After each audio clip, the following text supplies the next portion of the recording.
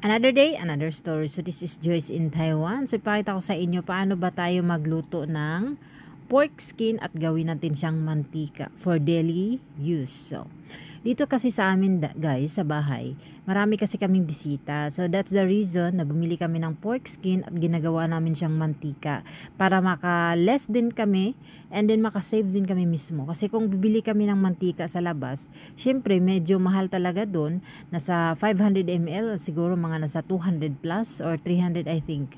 So depende po sa presyo ng ano ngayon mantika. So ito na nga guys.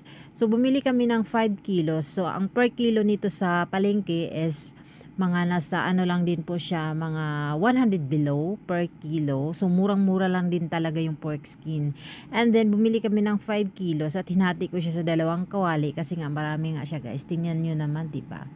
So, mabilis lang to siya guys. Magpainit lang kayo ng magpainit lang sa kawali. Tingnan nyo naman, yung isa kasi is nauna siya. So, ganun yung mangyari sa kanya pag natunaw na yung taba. O, di ba ang daming taba ng baboy, usi? Grabe. Ganyan siya karaming mantika guys. Ganyan kadami yung mantika ng baboy. So, makonsume namin to guys, depende sa bisita na pumupunta dito sa amin.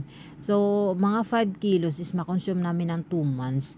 And then, nilagay lang namin sa refrigerator para hindi siya agad masisira. So, dapat iwasan nyo din na matalsikan siya ng tubig. So, ayun na nga para ano siya,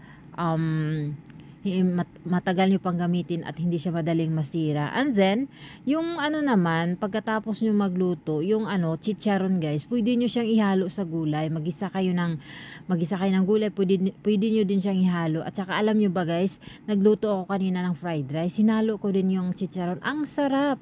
O, di ba? So, marami siyang purpose. Oh, hindi talaga sayang yung paggawa. So, ito naman yung natin guys. Oh, ito yung after ko magluto, ito na yung outcomes niya. Ayan. O, diba? So, ayun lang po. Thank you for watching my video. Sana may natutunan.